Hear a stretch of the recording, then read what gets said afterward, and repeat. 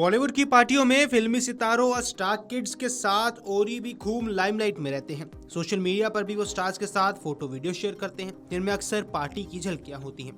ओरी अब कानूनी मुसीबत में घिर चुके हैं। 252 करोड़ रुपए के ड्रग्स मामले में उनका नाम सामने आने के बाद मुंबई पुलिस की एंटी नारकोटिक्स सेल ने उन्हें बुधवार को पूछताछ के लिए समन भेजा था, मगर गुरुवार को ओरी पेश नहीं हुए। उनके वकील ने 25 नवंबर तक का समय मांगा है।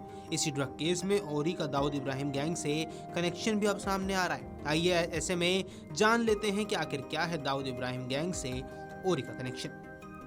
दरअसल ओरी का नाम जांच में तब सामने आया जब हाल ही में यूनाइटेड अरब अमीरात यानी कि यूएई से डिपोर्ट किए गए एक ड्रग तस्कर मोहम्मद सलीम मोहम्मद सुहेल शेख से पूछताछ की गई। उसने अधिकारियों को रेव पार्टियों के बारे में बताया। उसने खुलासा किया कि इन पार्टियों में बॉलीवुड के कई ए लिस्टेड सितारे, फैशन जगत और यहाँ तक कि राजनीतिक घराने के लोग भी शामिल होते हैं। फिल्मी हस्तियां भी इन पार्टियों में शामिल होती हैं।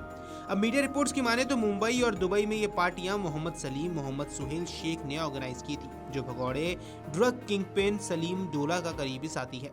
सलीम डोला दाऊद इब्राहिम गैंग का एक अहम सदस्य है। 13 नवंबर को महाराष्ट्र के मुंबई में एक मेट्रोपॉलिटन मजिस्ट्रेट कोर्ट को बताया था कि शेख ने दुबई और मुंबई में सेलिब्रिटीज के लिए शानदार पार्टियों का अरेंजमेंट करने का दावा किया था। ड्रग्स केस में आरोपी शेख ने ओरी का नाम भी लिया है और दाऊद इब्राहिम से कनेक्शन का भी खुलासा किया है।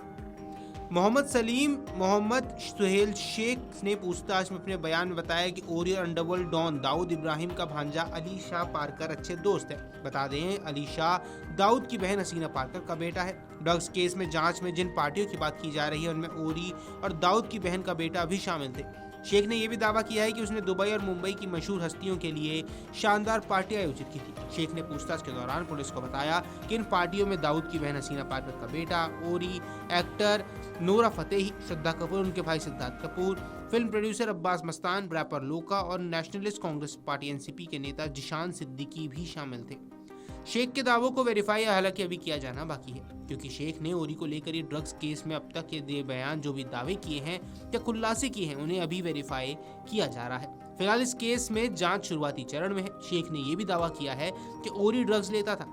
मीडिया रिपोर्ट्स की माने तो एक ऑफिसर ने बताया है कि एक शेख के दावे के बारे में ओरी से पूछताछ करेंगे। ओरी से पूछताछ के बाद हम तय करेंगे कि शेख ने जिन दूसरे सेलिब्रिटीज और पॉलिटिकल लीडर्स का जिक्र किया है उनसे पूछताछ करनी है या नहीं। आपको बता दें, ओरी को गुरुवार 20 नवंबर को पेश होना था, मगर शहर के बाहर होने के चलते हुए पेश नहीं हुए। उन्होंने 25 नवंबर तक का समय मांगा है। ये मामला दरअसल अगस्त 2022 का है, जब क्राइम ब्रांच और घाटकोपर एएनसी ने वर्ली के रहने वाले मोहम्मद शाहरुख मोहम्मद शफी शेख को नागपाड़ा से गिरफ्तार किया था। उसके पास 1.19 लाख रुपए की कीमत के मेफेड्रोन ड्रग्स यानी कि एमडी बरामद किया गया था, जिसके बाद कई और कथित ड्रग पेडलर गिरफ्तार किए गए। और मार्च 2024 में एक बड़ी कामयाबी में सांगली जिले के खेत में मेफेड्रोन बनाने की फैक्ट्री का भंडाफोड़ हुआ। क्राइम ब्रांच के अधिकारियों ने कहा कि यह फैक्ट्री कथित तौर पर वांटेड ड्रग तस्कर और दाऊद का साथी सलीम डोला अपने बेटे ताहे के साथ चला रहा था, जिसे यूएई से डिपोर्ट करके इस साल जून में मुंबई पुलिस ने हिरासत में ले लिया था। उसके रिश्तेदार मुस्तफा मोहम्मद